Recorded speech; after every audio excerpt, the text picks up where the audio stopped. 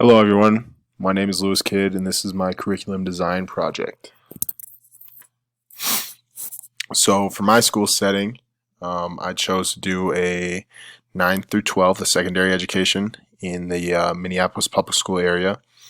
I chose to do a smaller school, and I wanted to use this school that I will most likely teach at in the future, especially for student teaching.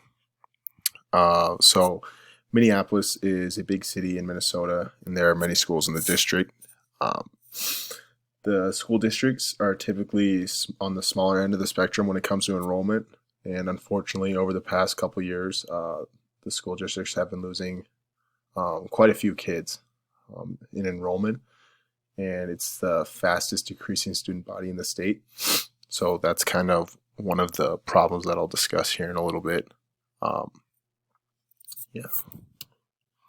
So for the issues, funding, which is tough for any physical education um, class and teacher program. A decrease in enrollment, as I mentioned earlier. Students are not coming back to school, transferring schools, and it's leading to a downward slope in enrollment and the space and facilities. Most of the schools are in the city, in the big Minneapolis city area.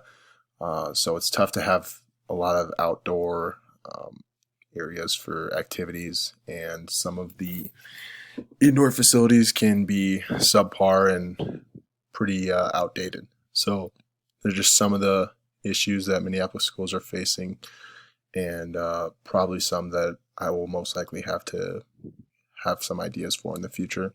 I also want to mention that the school that I created this program for is not a real school. It is kind of a school I just made up, but it incorporates a lot of the Minneapolis school problems and issues that I saw. And I kind of wanted to do that to incorporate everything. So the learner's needs. So students with disabilities are a big thing. Developmental issues, students with IEPs, and choosing the path and choosing what they are interested in. So these are the needs of the students that I want to teach, and basically this is going to incorporate everyone, and I want my program to support diversity and just be able to include as many people as possible and create as many lifelong learners as possible. So for the program overview, um, I wanted to make curriculum the most important. Um, it's the most important to implement, and it's kind of tough to implement, especially as a new teacher and going to a new school. I want to create lifelong learners. That's the most important thing. I want the students to be able to learn skills that they can be transferred outside of school settings, whether this is a new sport they learn, whether this is a new skill or movement they learn. I want kids to be able to use what they're learning in school and in physical education and use that outside of the class. Careful processes that takes into consideration that the needs of the community and the students. So this corresponds with state and national standards. So with anything, starting something new, starting a new curriculum, it's kind of a long, tedious process. So it's important to go through all the details and create something that will be able to be implemented smoothly and will allow for the most success throughout the program. So for the program goals, I've got 4 of them. All students will be able to learn to be inclusive and supportive of their peers, show respect for others. So some of the ways they can show this is learning respect.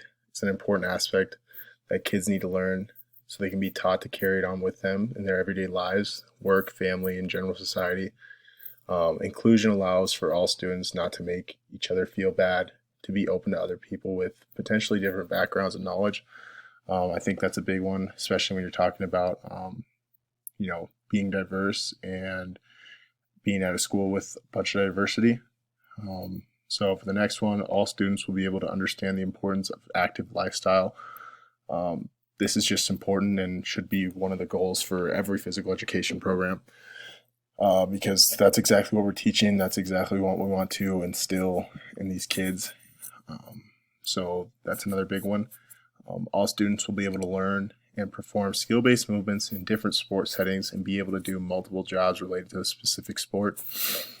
So the kids will be able to use these skills that they're learning in class in different sports, be able to see how this skill in sport A transfers over to sport B, and how they can use this in other sports, and then logistically how to, referee, how to score, how to create teams, just so it gives them the component of, oh, I know how to play this a certain way, but I don't know how to score. I don't know how to pick the teams, all that stuff. So this is going to give them the opportunity to learn that and make it more likely for them to bring it outside of school. And then finally, all students will understand how and why to make healthy, active choices that will allow them to prepare proper physical, social, and mental health, proper physical and social and mental health. That's another big thing that I thought was important. The physical, social, and mental health can all be combined and can all be related back to one another. And especially with today's society and how big mental health is, I wanted to also include that and make that an important goal. So for the scope and sequence and the knowledge structure, the scope and sequence, I really wanted it to be detailed and organized. I wanted to have room for improvement and modifications if needed, when and if they come up. It allows for an overall view of the skills that will be practiced with different grades. So basically just gives you kind of a structure, and it should be reviewed and changed after each year if it will improve the program. So like I said in the other point, I want it to kind of be a changing and evolving thing that can basically just be improved each year. Maybe, not necessarily adding to, maybe taking away from, maybe adapting something that can change the program in just a little way. And I think just those slight tweaks and modifications can really help a program, and you can constantly be evaluating yourself in your program. And then to the right, I've got a little knowledge structure, just based on some of the knowledge that will need to be known for my program. So second to take a look there and move on. So for the yearly calendar, a little bit more general, but still want to keep it organized. Units split up into 3-week blocks. I wanted to incorporate some common games, and when some of the older kids, some more unique games. And older classes will get the chance to experiment more advanced games and concepts. So I didn't necessarily do a yearly calendar because I targeted my my calendar towards high school, and a high school program typically is only a semester. So I did 2 semester plans that are 9th through 10th and then 11th through 12th, which is kind of how I know a lot of high schools do it. So I kind of wanted to keep it consistent with that. And basically the younger students, the 9th through 10th grade class, it's like, for example, in my high school, you were required to take health enhancement twice in your 4 years there. So I was thinking, you probably take it once as a freshman or sophomore, and then probably again as a junior or senior. So the freshman, sophomore classes typically learning more common games, and then the older ones get a couple chances at some unique games. For the facilities needed, full-size gym will be required.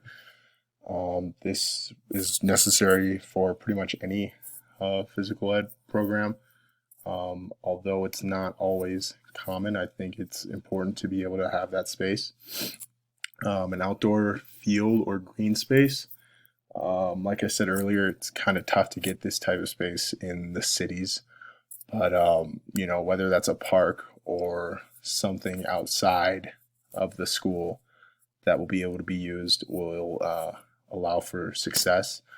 Weight room access, like I said earlier, I want to try to incorporate new things and want to give the opportunity for kids to try unique things. And I think weight room training will be an important factor in that and give kids a little bit of an introduction to that so they can take stuff like that, which is a pretty common thing to do outside of school.